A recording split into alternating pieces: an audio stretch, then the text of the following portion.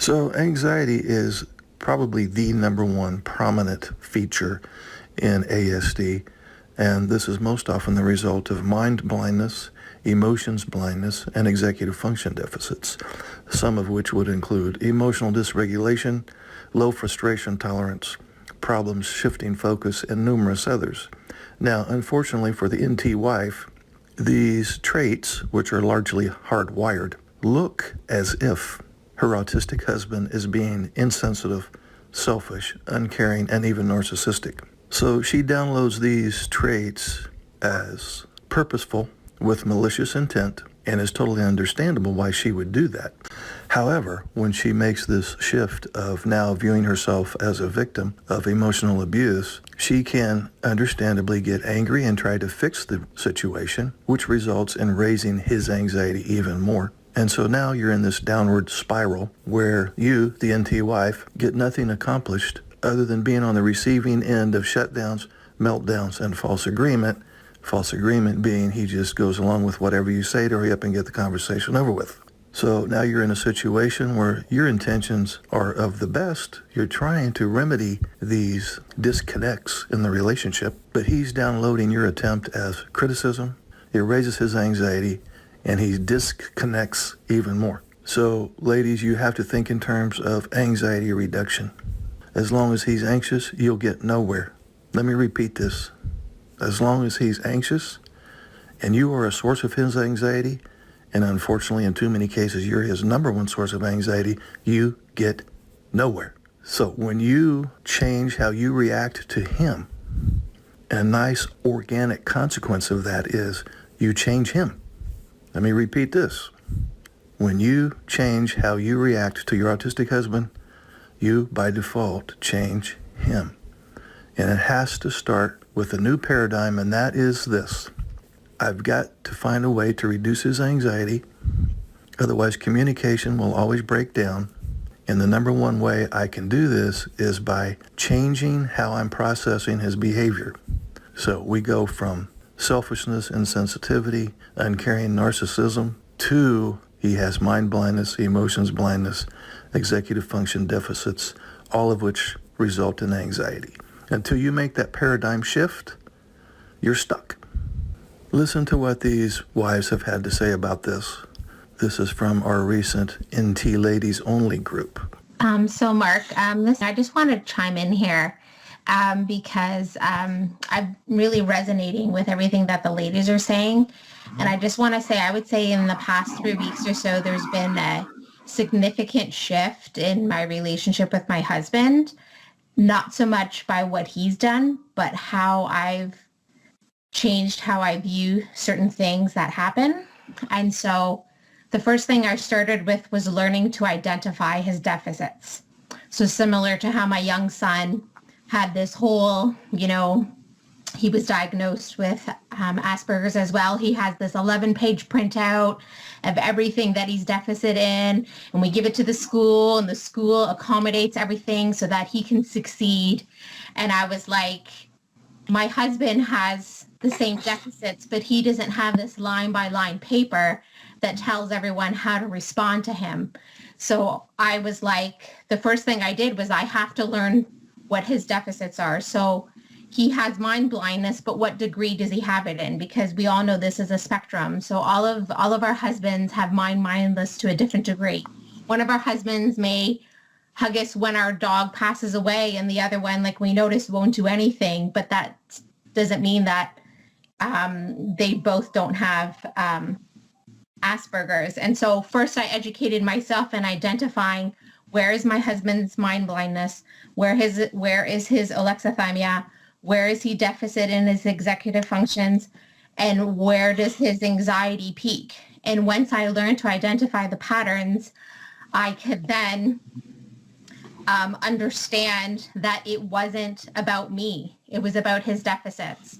And the hardest part about this, and I think you nailed it best, is that we internalize the pain that they cause us, but we don't release that pain because we expect the person who caused the pain to apologize and make the pain go away. And that's never going to happen. And so when I expected him not to say sorry for the pain that he caused me, but instead made the difficult decision to go inside myself and realize that I have to heal that own pain internally, just the way a stranger on the street might hurt me. I'm not going to run him down and say, you have to say sorry so I feel better. It completely changed things. And then I approached him and I said, I'm taking this course with Mark. He's given me all these things that you've been deficit in your entire life. I'm so sorry. I didn't know they existed. I'm just becoming aware of them now. I'd like to understand where you fit in this spectrum, and I need you to help me. So I'm going to try to identify some of these traits in the day-to-day passing, and I need you to let me know if I'm on the right track. And if I am, then I'm going to continue identifying them. But if I'm not, you need to let me know that I'm way off base. And I approached him like that, and I told him, I'm not out to get you. My job isn't to hurt you. My job isn't to screw you over. I said, you've had a whole lifetime of this, and I understand that it's not fair to you that I'm the one who's continuing this. And when I told him I don't want to be the source of your anxiety anymore, I want to work together to make this worse, because we're both going to be worse off if we separate and have to start again with entire new partners when we haven't even learned the language of how we communicate. And so when I came from a place like that, his perspective completely changed. And I'm not saying that it was easy. I'm not saying that it wasn't difficult. But I think once you move past certain stages and realize that he will not change, your entire relationship just turns a completely different way. And then only then, after you've determined that, I think then you would be at a place to determine whether or not you wanted the relationship to end. But until you give your partner a fair chance to acknowledge that you're letting him have a relationship with all these deficits, it's not really fair to expect him to do otherwise, just like a small child. Can I ask you, how has the relationship changed? What does that look like? I'll be completely honest. I was the one who changed. So it was my perception of what he was doing. It wasn't to me anymore, because I could now identify, I would say 75% of the time, I could identify when what he did that hurt me fell into these certain categories. And once it happened, I could go to him and say, remember when you did this? And you know how I'm talking to Mark and I'm learning all these things about Asperger's? I think it might be falling into this category.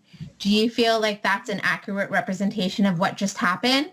And I just tell him, this is just for my understanding, so that if this event happens again, I know that it's just part of Asperger's, and I understand that when this happens, you're not hating me, you're not disparaging me, you're not insulting me. And when you know, and sometimes the words are just words, like when you take away the emotional context of the words, like honestly, I can just brush by it because it doesn't invoke an emotional response anymore, because I've taken the power away from it, because my logical brain now understands that he may continue to say it. But now I'm understanding that it's part of his Asperger's and not him like out to attack me. Like I felt for the longest time that he, like, his purpose was to just hurt me. Like he woke up in the morning and he had this list of 10 things on how to screw me over every day. And if he got to number 7, it was a great day. And and just because everything that he did, I was like, how can you not know that that's not hurtful? And then slowly but surely, when I changed my thinking to say he's waking up every day not knowing at all what his list is, and he has no idea how many times I'm going to yell at him for what he's not able to do that day. And so when he wakes up with a sense of anxiety, not knowing if I'm going to attack him or yell at him or get angry at him for something he forgot to do or didn't do, his day already started with anxiety through the roof. And so if one little comment at 8:30 in the morning was said, he was already on high alert. And that's why, he would blow up at me. And once I realized that I was the source of a lot of his anxiety, he's like calmed way down, because now I can identify when he's anxious, and I give him the space, I give him the room, because when he's anxious, he can't function at all. And so he has to be like, and that's what I'm working on next. There are tools in place to help people who have high anxiety. If I'm no longer his source of anxiety and there's other anxiety in his life, he's going to have to learn how to deal with that anxiety with me not being the source anymore. Because it was convenient. You're the reason, you're the reason, you're the reason. But now that I'm no longer the reason, he is now able to see what truly is causing him anxiety, and he can slowly learn to work through that. So it's actually allowed him to move forward without being stuck blaming me for it. So you'll probably hold that pattern for a while and let him kind of bloom a little bit. Well, Like, he's I don't never know. really had the chance to bloom, Right. because he went from being ostracized in school by his parents. And, I'm embarrassed to say, like, his mother-in-law, my mother, was very critical of him because she was just protecting me as her daughter. And he got hit over and over and over again.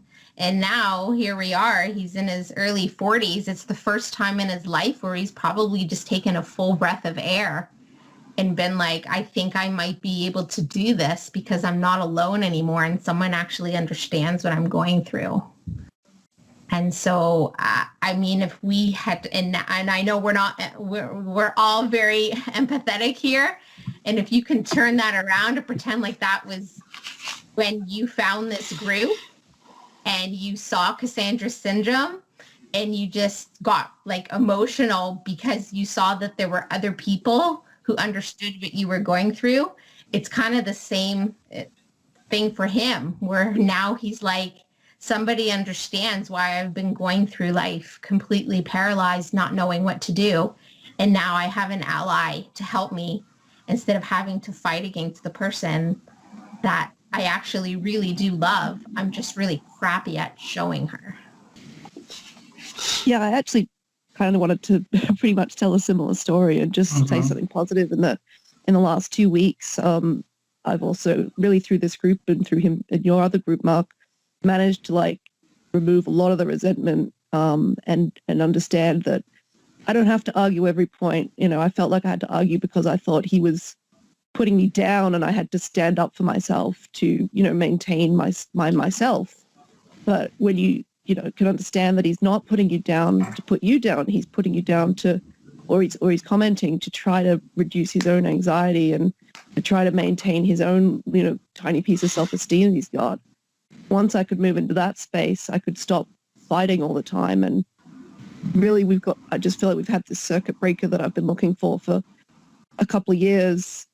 And now, those techniques that you say that, we all say, oh, I've tried this, I've tried that, and they don't work. But now his anxiety seems like it's dropped to a low enough level that they do work. So something like he wants me to do something a certain way, he wants me to use the coffee machine a certain way. If I just say beforehand, like, hey, it's not a criticism, it's just the way I want to do it, I can now preface things with, I'm not criticizing you, but this. And now these messages can get through. And I just wanted to, share that. It's been really cool to see.